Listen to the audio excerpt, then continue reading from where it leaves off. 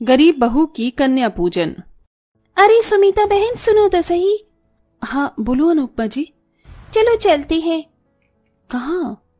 अरे और कहाँ, नवरात्रि शुरू होने वाली है, साथ चलकर ही व्रत का सामान ले आते।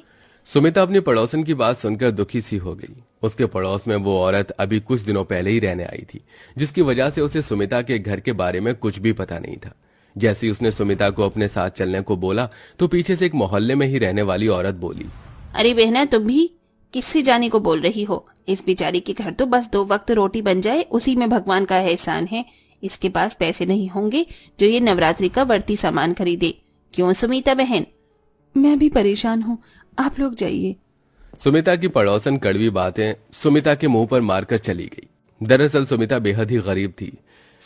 जितनी उसके अंदर जान थी उस हिसाब से वो बेचारी मेहनत तो करती थी, लेकिन कुछ खास उसके परिणाम सामने नहीं आते थे। लेकिन इस सब के बाद भी सुमिता अपने मन में माता रानी की सच्ची श्रद्धा रखती थी। जब वो बाहर से घर में आई तो बस अपना दुख बताने को माता रानी के आगे बैठ गई। उसने उनके सामने मिश्री का प्रसाद रखा और रोते हुए बोली, हे माता रानी, मैंने कभी अपनी जिंदगी या हालातों से शिकायत नहीं की, लेकिन ये लोग गरीबी का भी ताना बनाकर मुंह पर ही मार देते हैं। माना कि मैं गरीब हूँ, हाँ माना कि ये लोगों की तरह नवरात्रि की तैयारी नहीं कर सकती, लेकिन इस सब से कहीं ज्यादा मैं आपकी भक्त हूँ। मुझे भी नवरात्रि के व्रत रखने हैं, बस माँ मुझे हिम्मत देना। सुमिता काफी देर बैठकर अपना मन हल्का करती रही। उस वक्त उसकी सास और बेटा दोनों भीख मांगने के लिए मंदिर गए हुए थे। कुछ ही देर बाद 2-4 रुपए लेकर वो दोनों लौट आए और गरीब सुमिता ने उन्हें रूखी रोटी खाने को दी। सुमिता का पति चिराग दूसरे गांव में काम करता था, लेकिन उसका काम इतना ज्यादा मंदा हो चुका था कि वो भी वहां से कुछ नहीं भेज पाता था। सुमिता के ऊपर दुखों का मानो पहाड़ टूटा हुआ था। दोपहर में तो सभी ने किसी तरह रूखी रोटी को निगल लिया, लेकिन शाम को सुमिता के पास अपने बेटे और सास को खिलाने को कुछ नहीं था। वो बेचारी बस रसोई में बेसुध सी बैठी हुई अपनी खाली डलिया देख रही थी। अब मैं राज और माँ जी को क्या दूं? अब तो लगता है कि यही करना पड़ेगा। बेचारी सुमिता ने सूखी हुई रोटी के डिब्बे में देखा। उसमें एक रोटी सूखी हुई पड़ी हुई थी। सुमिता ने उसे ही निकाला और उसे पानी में डुबोया। अब ये रोटी नरम हो गई है, दे देती हूँ। राज, राज बेटा, ये ले तू और दादी माँ खा लो। माँ आप नहीं खाओगी? नहीं लल्ला, मुझे भूख नहीं है। ठीक है, तो मैं और दादी आपके लिए इस रोटी को बचा देंगे। जब आपको भूख लगी तब आप भी खा लेना। अपने छोटे से बेटे की इतनी फिक्र देखकर सुमिता की आंखें नम होने लगी। भगवान ने उन्हें कड़ी मुश्किलों में डाला हुआ था। नन्हे राज और उसकी कमजोर और बूढ़ी दादी ने उस सूखी रोटी को पानी से लगा लगा कर निगला और सुमिता तो भूखी ही सो गई। ऐसा पहली बार नहीं हुआ था जब उन्होंने ऐसा खाना खाया हो। ऐसे ही 2-4 दिन और गुजर गए और अब नवरात्रि लग चुकी थी। हर एक घर से हर एक औरत सभी नवरात्रि के लिए तैयार थी। सुमिता ने भी बिना कुछ खाए पिए और बिना किसी इंतजाम के व्रत कर लिया। बहू, एक तो वैसे ही शरीर में जान नहीं है और ऊपर से तू व्रत रख रही है। पागल है तू? ये व्रत वगैरह मत रख। हमारे पास इन व्रतों को रखने के लिए कुछ भी नहीं है। माँ, व्रत को करने के लिए जो सबसे जरूरी है वो मेरे पास है। क्या? श्रद्धा। माँ, श्रद्धा सबसे अहम और जरूरी है। अगर श्रद्धा है तो व्रत है, और नहीं है तो वो बस खुद को भूखा रखने से ज्यादा कुछ नहीं है। ठीक है बहू, अगर तुझे व्रत रखने ही है तो तू रख ले, मैं क्यों बेवजह तुझे रोकूं। अपनी सास की इजाजत पाकर सुमिता खुश हुई, लेकिन व्रतों के दौरान ना तो सुमिता के घर में कोई फल था और ना ही कोई और चीज। बस सिर्फ उसके यहाँ मिश्री रहती थी, जो भी वो माता रानी को भोग लगाने के लिए इस्तेमाल करती थी। सुमिता ने लगातार नवरात्रि के 5 व्रत बिल्कुल भूखे रहकर पूरे किए, लेकिन आज का छठा व्रत उसे मुश्किल पड़ने लगा, क्योंकि उसे घर का भी काम रहता था और साथ ही अपनी सास और बेटे का पेट भरने की चिंता भी। अभी भी सुमिता भूखी प्यासी मंदिर के बाहर से भंडारा लेने की लाइन में लगी हुई थी कि तभी वो चक्कर खाकर गिरने लगी। अरे नहीं, मेरा तो सर घूम रहा है। अरे अरे देखो भाइयों, इन बहन को क्या हुआ? अरे बहन उठो, क्या हुआ तुम्हें? अरे कोई पानी दो। वहां खड़े हुए लोगों ने उस गरीब की मदद की। पानी का छींटा पड़ने से सुमिता जागी और होश में आई। अरे बहन ठीक तो हो? क्या हुआ तुम्हें? कुछ नहीं, बस चक्कर आ गया। सुमिता को सभी ने एक साइड बैठा दिया और उसे भंडारे की प्लेट जल्दी से देकर वापस घर भेजा। गर्मी काफी ज्यादा थी, लेकिन इस गर्मी और अपने पेट को एक तरफ करते हुए मजबूर मां को घर से निकलना पड़ा। इसी तरह से परेशानियों में सुमिता की नवरात्रि गुजर गई और आज कन्या पूजन का दिन था।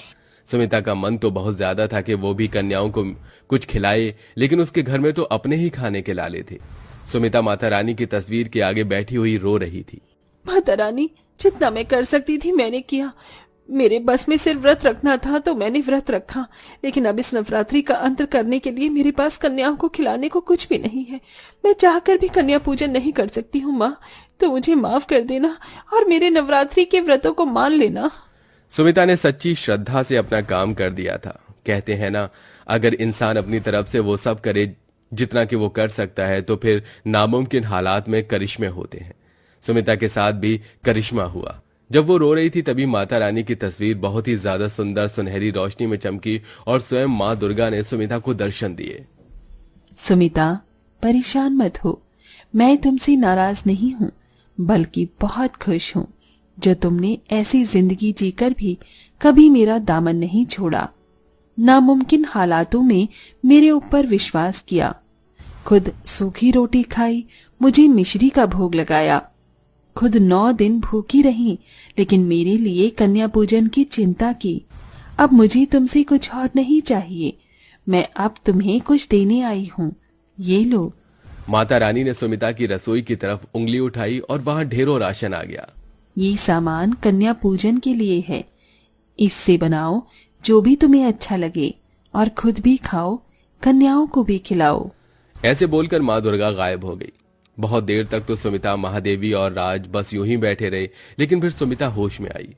माँ हमारे घर माँ दुर्गा आई थी, आपने देखा ना? हाँ बहू, मैंने देखा, स्वयं दुर्गा माँ थी। बहुत जल्दी से प्रसाद बना, आज हम भी अच्छा खाना खाएंगे। मैं बताती हूँ, आज तो हलवा पूरी, खीर, मटर पनीर और भी बहुत कुछ बनाना। जरूर माँ। सुमिता ने सब कुछ बहुत ही दिल से बनाया। गरीब घर की रसोई में राशन आ जाना किसी खजाने से कम नहीं था। सुमिता के राशन को देखकर सारी थकान उतर गई और उसने अपने हाथों से कन्या पूजन के लिए प्रसाद बनाना शुरू किया। महादेवी घर घर जाकर कन्याओं को खाने के लिए बोल आई और सुमिता के छोटे से आंगन में भी रौनक हो गई। कितना स्वादिष्ट प्रसाद है। सुमिता काकी, एक कटोरी हलवा और मिलेगा? हाँ, जितना मर्जी उतना खाओ, मैंने बहुत बनाया है। मुझे और सब्जी दो सुमिता काकी, ये बहुत अच्छी है। लाओ, मैं देती हूँ। सुमिता ने भरपेट कन्याओं को प्रसाद खिलाया और उनके घर से जाने के बाद सुमिता, राज और महादेवी खाना खाने के लिए बैठे। तभी महादेवी का बेटा चिराग भी घर आ गया। अरे, आप सभी क्या खा रहे हैं अकेले अकेले? अरे चिराग जी, अचानक आइए, आप भी हमारे साथ खाना खा लीजिए। अभी खाऊंगा, पहले तो मेरी बात सुनो। जानती हो आज क्या हुआ? जब मैं काम की तलाश कर रहा था तब एक बड़ी कंपनी का मालिक मुझसे टकरा गया। इत्तेफाक से उस वक्त मैंने उनकी मदद कर दी और अब उन्होंने मुझे अपनी कंपनी में काम करने के लिए बुलाया है। क्या सच? शुक्रिया माता रानी। चिराग जी, माता रानी का शुक्र अदा कीजिए, उनकी ही लीला हमारे ऊपर बरसी है।